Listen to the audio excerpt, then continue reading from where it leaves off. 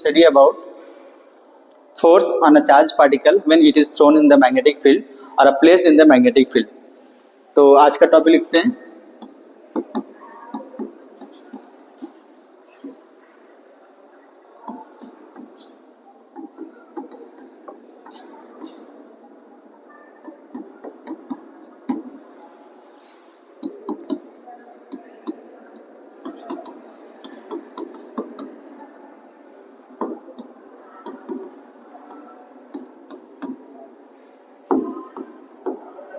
Let us suppose जो magnetic force को define किया जाता है किसी भी चार्ज पार्टिकल के ऊपर, वो दिया जाता है Q B cross B, where velocity and magnetic field are the vector quantity, then we will denote like this. अच्छा, इसके डेरिवेशन पे हमें नहीं जाना है क्योंकि ये डेरिवेशन हमारे सिलेबस में नहीं है. मैग्नेटिक फोर्स किसी भी चार्ज पार्टिकल के द्वारा कितना एक्सपीरियंस किया जाएगा जब उसको किसी भी मैग्नेटिक फील्ड में हम रखते हैं या प्लेस करते हैं, क्या होगा वो सारी सिचुएशन हम लोग यहाँ पर देखेंगे. अच्छा, जैसा कि मुझे पता है कि magnetic force is a product of the cross product of the velocity vector and magnetic field into charge. Okay, अगर मैं इसको ओपन करके लिखूं तो क्या मैं इसको ऐसा लिख सकता हूँ क्या, Q V B sine theta, where theta is the angle between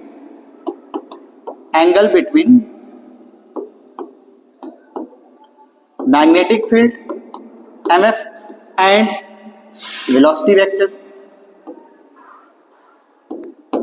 clear है ये बातें? अच्छा, इसका मतलब अगर मैं मैग्नेटिक फोर्स के ऊपर चार्ज जो अपना रखा हुआ है इस मैग्नेटिक फील्ड में जब इसको रखूंगा या थ्रो करूंगा तो क्या क्या इंपैक्ट पड़ेगा, वो सारी डिटेल्स हम इस पर्टिकुलर फॉर्मूला से दे सकते हैं. अच्छा, जैसे मान लो अगर हम पहले स्पेशल केसेस की बातें करते हैं कि मैग्नेटिक फोर्स कब जीरो हो सकता है. जैसे आपको मैं बोलूं कि when magnetic force will be zero, तो हमारे पास इस फॉर्मूला को ऑब्जर्व करने के बाद एक बात देखने को समझ में आता है कि जब Q जीरो होगा तो मैग्नेटिक फोर्स जीरो होगा, या तो वेलोसिटी जीरो हो, मतलब कोई भी चार्ज पार्टिकल किसी मैग्नेटिक फील्ड में ऐसे रेस्ट पे रख दिया जाए, इसका मतलब वो कोई भी फोर्स एक्सपीरियंस नहीं करेगा, या तो मैग्नेटिक फील्ड ही ना हो तो भी जीरो हो सकता है, या थीटा जीरो हो या 180 डिग्री हो. ये 5 कंडीशंस ऐसी हैं जहां पर हम देख के ये बता सकते हैं कि चार्ज के ऊपर मैग्नेटिक फील्ड के अंदर कोई भी फोर्स नहीं लगेगा. ओके, इसका मतलब ये है कि थीटा जीरो और 180 का क्या मतलब, जब वेलोसिटी और मैग्नेटिक फील्ड या तो पैरेलल हो या तो एंटी पैरेलल हो, तब उनके ऊपर जो फोर्स लगेगा जीरो फोर्स होगा. मतलब पार्टिकल का जो रास्ता पहले से था, जो पाथ जिस पाथ में पहले से ट्रेवल कर रहा था उसी पाथ में चला जाएगा. उनके बीच में कोई भी डेविएशन, उनके पाथ में कोई भी डेविएशन नहीं होगा क्योंकि फोर्स ही जीरो है. क्योंकि मुझे ये पता है, हम लोगों ने 11th क्लास में पढ़ा होगा कि न्यूटन का फर्स्ट लॉ या लॉ ऑफ इनर्शिया में ये बताता है किसी भी बॉडी की अगर आप स्टेट को चेंज करना चाहते हो तो हमें फोर्स लगाना पड़ेगा. और हमें ये बात समझ में आ रही है कि फोर्स लग ही नहीं रहा तो स्टेट कहाँ से चेंज होगा, तो जो उसका पहले स्टेट होगा वही होगा, रेस्ट में होगा तो रेस्ट में होगा, अगर वो चल रहा होगा तो चलता रहेगा. इतनी बातें हमें बेसिक से समझ में आई. अच्छा, अब हम लोग बातें करेंगे, जैसे मैं अब ये वेलोसिटी और मैग्नेटिक फील्ड का क्रॉस प्रोडक्ट है, तो इनके क्रॉस प्रोडक्ट पे जो डायरेक्शन मिलेगा वही मुझे किसका डायरेक्शन बताएगा, मैग्नेटिक फोर्स का. अच्छा, अगर मुझे मैग्नेटिक फोर्स का डायरेक्शन फाइंड करना है, इसका मतलब मुझे क्रॉस प्रोडक्ट आना चाहिए. तो आप लोगों ने पहले ही वेक्टर में हम लोग ने पढ़ रखा क्रॉस प्रोडक्ट के बारे में. जैसे आप छोटे छोटे एग्जांपल से हम लोग बातों को समझते हैं कि किसी भी चार्ज को जब कुछ वेलोसिटी से मैं थ्रो करूंगा तो क्या फोर्स लगेगा, डायरेक्शन क्या होगा.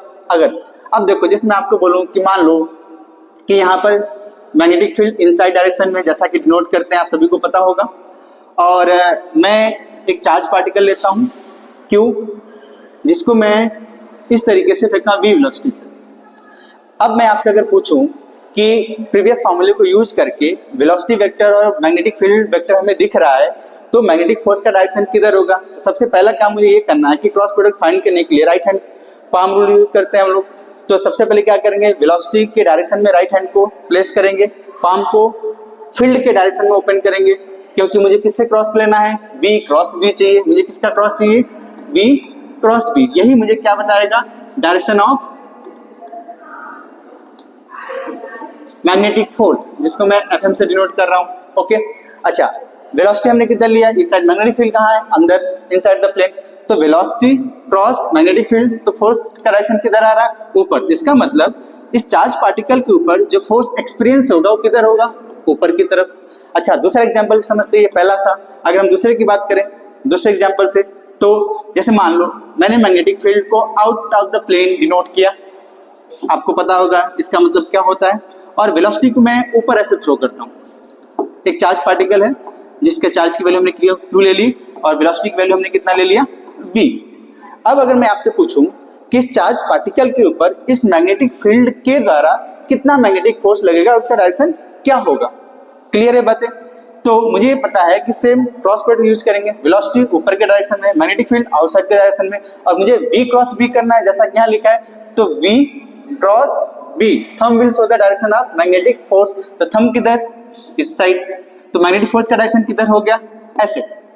ये तो तब, ये सारी बातें तब है कि जब मैग्नेटिक फील्ड का डायरेक्शन हमें पता है और वेलोसिटी हमें दे दी गई, उनके डायरेक्शन दे दी गई, तो हम मैग्नेटिक फोर्स का डायरेक्शन फाइंड कर सकते हैं। अच्छा, हो सकता है अब इससे अच्छा एडवांस सवाल बनाना हो, थोड़ा और अच्छा सवाल बनाए, तो हम ऐसा भी बोल सकते हैं कि मान लेते हैं एक वायर है ऐसा जिसके अंदर करंट I फ्लो कर रहा है, और मैं बोल दूं कि यहाँ पर एक चार्ज पार्टिकल Q है और इसके ऊपर जो वेलोसिटी दी गई है ऊपर की तरफ दी गई है, v वेलोसिटी से जा रहा है। अब आप मेरे को बताओ कि इस पॉइंट पर क्या ये चार्ज पार्टिकल फोर्स एक्सपीरियंस करेगा कि नहीं। तो मुझे बात समझ में आती है कि ये चूंकि वायर है जिसके अंदर, इस करंट कंडक्टिंग वायर के अंदर करंट फ्लो कर रहा है। अच्छा, जब करंट फ्लो कर रहा है तो मैग्नेटिक फील्ड होगा। तो सबसे पहला अब मेरे लिए दिक्कत ये होगा कि इस वायर की वजह से मैग्नेटिक फील्ड का डायरेक्शन किधर है। तो आपने बायो-सैवर्ट्स लॉ पढ़ा होगा, तो उसमें पता है कि जिस डायरेक्शन में करंट फ्लो कर रहा है, राइट हैंड पाम रूल से या थंब रूल से हम वहां भी फाइंड कर सकते हैं। Place your thumb in the direction of the current, palm will show the direction of the magnetic field. तो मैं करंट के डायरेक्शन में अगर मैं इसको प्लेस करता हूं थंब को, तो मेरा पाम क्या शो करेगा, मैग्नेटिक फील्ड का डायरेक्शन। तो मुझे यहां से ये पता चलता है कि इस करंट कैरिंग कंडक्टर वायर की वजह से जो मैग्नेटिक फील्ड होगा यहाँ पर, वो इनसाइड डायरेक्शन में होगा। अब जब मैग्नेटिक फील्ड यहाँ पे प्रेजेंट है तो ये चार्ज पार्टिकल फोर्स एक्सपीरियंस करेगा। अच्छा, फोर्स एक्सपीरियंस करेगा तो किधर करेगा। अब मुझे मैग्नेटिक फील्ड भी पता हो गया है और मैग्नेटिक फील्ड पता होने के बाद वेलोसिटी का भी डायरेक्शन पता है, तो मैग्नेटिक फोर्स का डायरेक्शन हम फाइंड कर सकते हैं। क्या प्रीवियस के जैसा सवाल हो गया ये। तो मैं क्या करूंगा, वेलोसिटी मैग्नेटिक फील्ड अंदर की तरफ है, तो वेलोसिटी मैग्नेटिक फील्ड की तरफ क्रॉस करेंगे, तो thumb will show the direction of the magnetic force. तो यहां से मेरे को बात समझ में आ रही है कि अब यहाँ पे जो मैग्नेटिक फोर्स का डायरेक्शन होगा, ये तीन हमने आपको बेसिक तरीके से बताया कि किसी भी चार्ज पार्टिकल को जब कभी भी हम किसी भी मैग्नेटिक फोर्स में मैग्नेटिक फील्ड में फेंकेंगे या रखते हैं, तो हमने पहले ही देख रहा था उसके ऊपर फोर्स 0 था, तो बस हम थ्रो ही कर सकते हैं, कुछ ना कुछ वेलोसिटी पार्टिकल के पास होगी तभी मैग्नेटिक फोर्स लगेगा। अच्छा, तो मैग्नेटिक फोर्स किधर लगेगा, हम लोगों ने क्रॉस प्रोडक्ट से डायरेक्शन फाइंड कर लिया। तो इसका मतलब अगर आपको इस टॉपिक को और अच्छे से आए तो आपको क्रॉस प्रोडक्ट आना चाहिए, ठीक है। अच्छा, अब हम आगे की बातें करते हैं कि किसी भी चार्ज पार्टिकल को किसी भी मैग्नेटिक फोर्स में हम कितने तरीकों से फेंक सकते हैं। तो हमें पता है, देखो मैं पहले केसेस की बातें करता हूं, उसके बारे में आपको बता भी देता हूं कि जैसे मैं पहला केस ले सकता हूं, फर्स्ट केस कब, जब किसी भी मैग्नेटिक फील्ड, जैसे मान लीजिए मैं मैग्नेटिक फील्ड को ऐसे ले लेता हूं, इस डायरेक्शन में मेरा मैग्नेटिक फील्ड है जिसको मैंने बी से डिनोट किया, और एक मैं चार्ज पार्टिकल लेता हूं क्यू जिसकी वैल्यू है, और मैं इसको वी वेलोसिटी से फेंकता हूं। तो केस पहला क्या, जब थीटा की वैल्यू क्या हो, 0 डिग्री हो या 180 डिग्री हो, तो ये हमने लिया, ये केस के हम पढ़ने जा रहे हैं। तो मुझे पता है कि किसी भी चार्ज पार्टिकल के ऊपर जो मैग्नेटिक फोर्स दिया जा सकता है वो कितना दिया जा सकता है, क्यू बी क्रॉस बी, अभी हम लोगों ने सीखा। अच्छा, जब मुझे पता है कि वेलोसिटी और मैग्नेटिक फील्ड के क्रॉस प्रोडक्ट लेना है, तो वो मुझे क्या बताएगा, मैग्नेटिक फोर्स का डायरेक्शन बताएगा। अच्छा, मुझे पता है वेलोसिटी इधर है, मैग्नेटिक फील्ड इधर है, दोनों के बीच का एंगल कितना है, 0 डिग्री है। तो इसके ऊपर, इस चार्ज पार्टिकल के ऊपर अगर मैं आपसे पूछूं कि मैग्नेटिक फोर्स की वैल्यू कितनी, तो आपको ये बात समझ में आ चुकी होगी कि इसके ऊपर फोर्स कितना लगेगा, 0।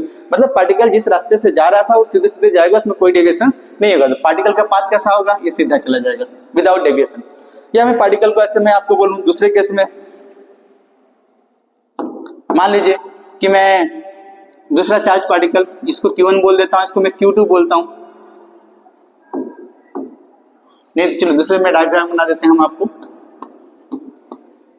ये मैग्नेटिक फील्ड का डायरेक्शन, यहां पर एक चार्ज लेता हूं Q जिसका velocity anti parallel of the magnetic field करता हूं मैं, ऐसे फेंकता हूं V वेलोसिटी से, अब अगर मैं आपसे पूछूं कि what is the angle between the velocity vector and magnetic field vector, तो आपको ये बात समझ में आ रही होगी कि यहाँ पर थीटा कितना है 180 डिग्री। तो again from the formula force कितना होगा 0। तो यहाँ भी पाथ कैसा होगा विदाउट डेविएशन।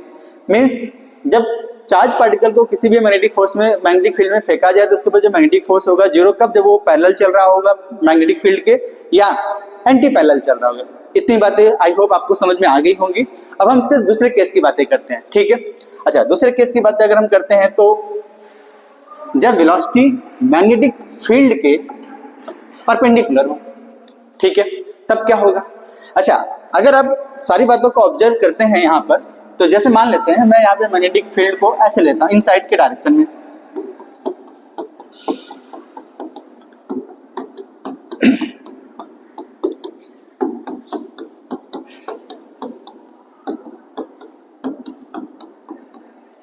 मान लीजिए मैंने एक चार्ज पार्टिकल लिया क्यू, यहाँ पे ऐसे क्यू चार्ज पार्टिकल ले रखा हूं और ऐसे मैं इसको वेलोसिटी देता हूं। वेलोसिटी का डायरेक्शन मैं आपको बोलता हूं v।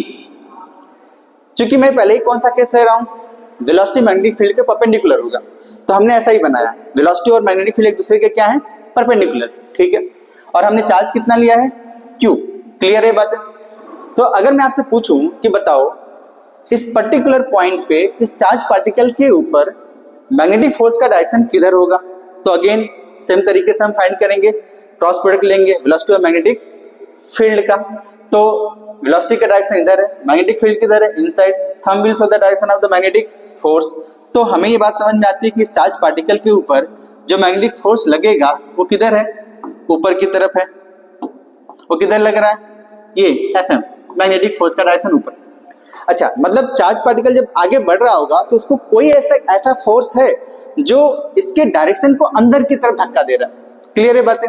मतलब थोड़ा सा चार्ज पार्टिकल थोड़ा सा यहाँ से और आगे जाएगा तो फिर से अंदर की तरफ फोर्स एक्सपीरियंस होगा, फिर से और जाएगा तो फिर से अंदर की तरफ फोर्स एक्सपीरियंस होगा, और आगे जाएगा। तो क्या आपको नहीं लगता कि अगर मैं इसको ऑब्जर्व और अच्छे से करूं तो Fm को मैं लिखूंगा Q B क्रॉस B, चूंकि वेलोसिटी और मैग्नेटिक फील्ड के बीच का एंगल 90 डिग्री है, तो Fm की वैल्यू में क्या लिख दूंगा Q BV। अच्छा, इस पूरे प्रोसेस के दौरान ना तो मैं चार्ज को चेंज कर रहा हूं, ना ही मैं वेलोसिटी में कोई चेंज कर रहा हूं, और ना ही मैग्नेटिक फील्ड, वो सब कांस्टेंट है। तो आपको नहीं लगता कि ये जो Fm लग रहा है वो कांस्टेंट है, मैग्नेटिक फोर्स की जो वैल्यू है वो क्या है, कांस्टेंट है। इसका मतलब ये कहीं भी चार्ज पार्टिकल जाएगा उसके ऊपर जो फोर्स महसूस होगा वो कांस्टेंट होगा। अच्छा, जब कांस्टेंट फोर्स महसूस हो रहा है तो जो इनके पाथ में डेविएशन हो रहा वो हर जगह बराबर होगा, हर जगह सेम होगा। तो धीरे वो सभी फोर्सेज सेंट्रल लाइन से ही, या मतलब इनका कोई एक सेंटर बनता जाएगा जो ऐसे पास करेंगी इस तरीके से।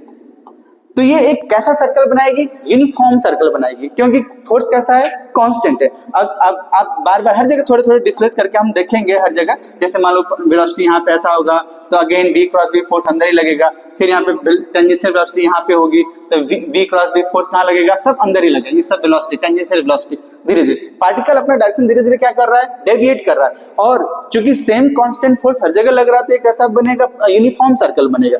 बातें क्लियर हुई इतनी कि इनका जो पाथ बन रहा है, इनके ऊपर जो फोर्स लग रहा है उस फोर्स की वजह से ये चार्ज पार्टिकल घूम रहा है। अच्छा, मुझे ये पता है कि जब कोई चार्ज पार्टिकल घूमता है, जब कोई चार्ज पार्टिकल हो या कोई भी बॉडी हो, जब घूमती है तो उसको कोई ना कोई सेंट्रीपिटल फोर्स प्रोवाइड करता है जो उनके डायरेक्शन को चेंज करता है। तो यहाँ पे जो डायरेक्शन चेंज करने का काम कर रहा है वो कौन कर रहा है, मैग्नेटिक फोर्स कर रहा है। इसका मतलब यहाँ पे जो सेंट्रीपिटल फोर्स प्रोवाइड किया जा रहा है एक पार्टिकल को सर्कुलर पाथ में घूमने के लिए, वो कौन प्रोवाइड कर रहा है, वो मैग्नेटिक फोर्स प्रोवाइड कर रहा है। तो क्या मैं ऐसा लिख सकता हूं क्या कि magnetic force is equal to FC,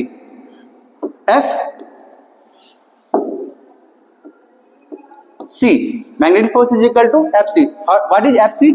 mv square by r. What is the mass of the charge particle? V is the velocity, r is the radius of the circle completed by the charge particle. इतनी बातें समझ में आई। और ये Fm की value हम लोग ने ऑलरेडी सीख रखा है। अच्छा, अब कुछ बेसिक बातें और जो अच्छी बातें यहाँ से ऑब्जर्व करने वाली है वो ये है कि अगर आप ऑब्जर्व करो तो हर एक जगह वेलोसिटी और मैग्नेटिक फोर्स के बीच का एंगल 90 डिग्री है। मैं थोड़ा सा चार्ज पार्टिकल को डिस्प्लेस करता हूं और जो फोर्स के बीच का जो अच्छा, जिधर वेलोसिटी है, अगर मैं छोटे से डिस्प्लेसमेंट की बात करूं, जिधर वेलोसिटी है क्या उधर ही डिस्प्लेसमेंट होगा क्या? थोड़ा सा छोटा सा एकदम। तो क्या मैं इसको ऐसे बोल सकता हूं क्या? मैं यहीं पे क्लियर करता हूं थोड़ा सा।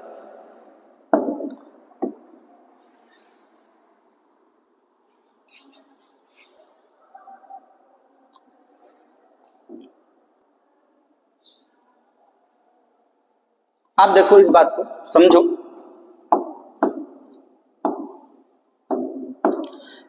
अगर मैग्नेटिक फोर्स क्या परपेंडिकुलर है क्या वेलोसिटी वेक्टर के? क्या मैं इस बात से ऐसे बोल सकता हूं क्या एक छोटा सा डिस्प्लेसमेंट जो होगा वो भी एक दूसरे के परपेंडिकुलर है?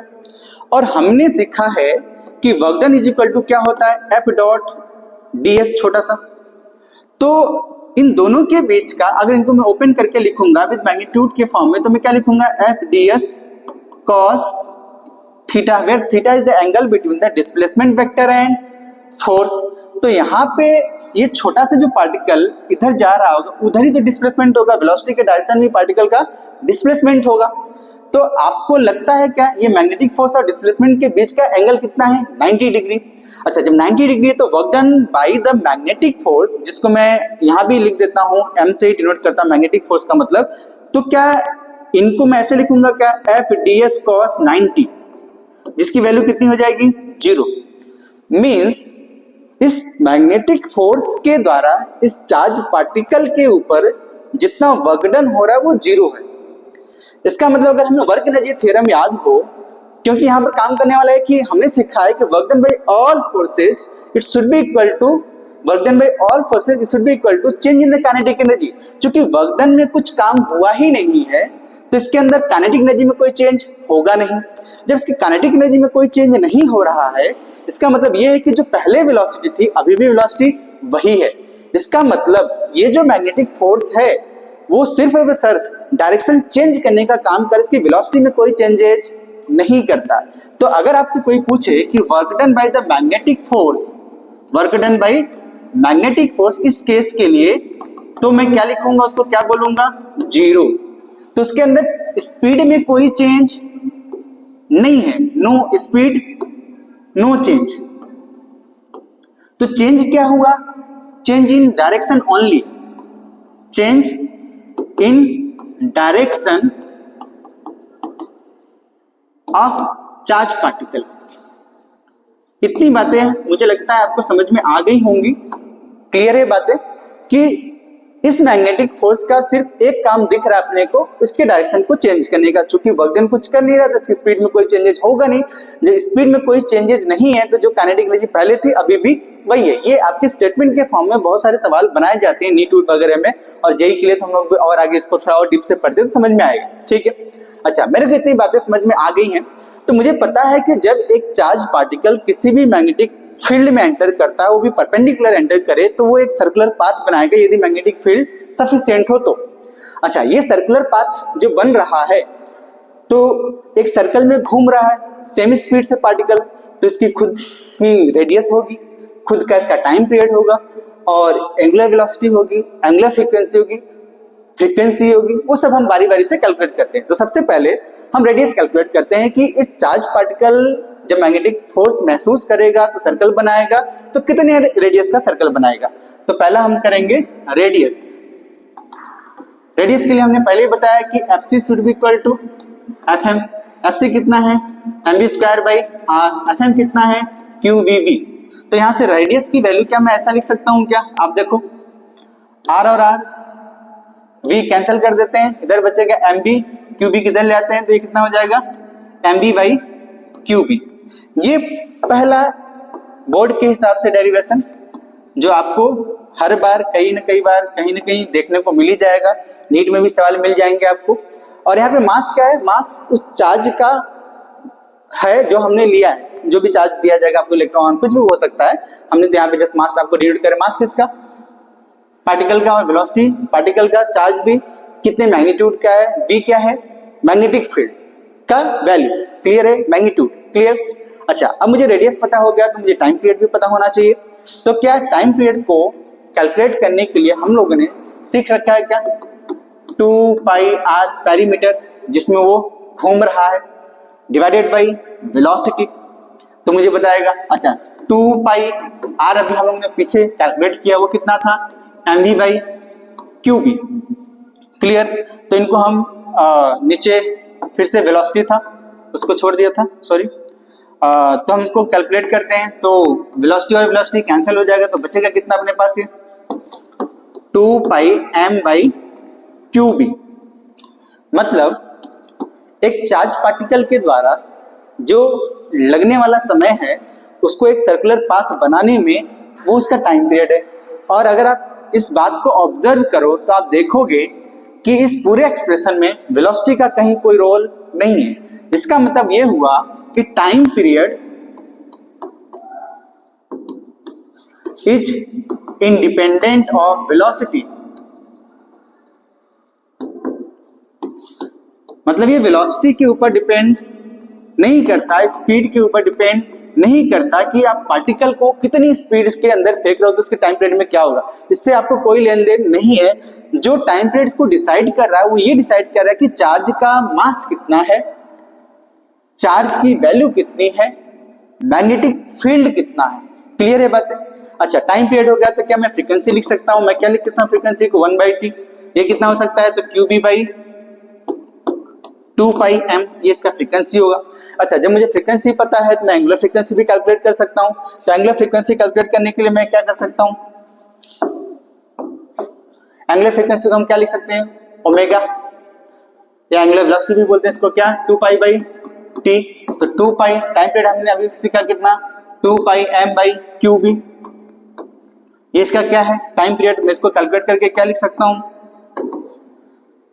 QB divided by m। ये क्या है इसका एंगुलर वेलोसिटी।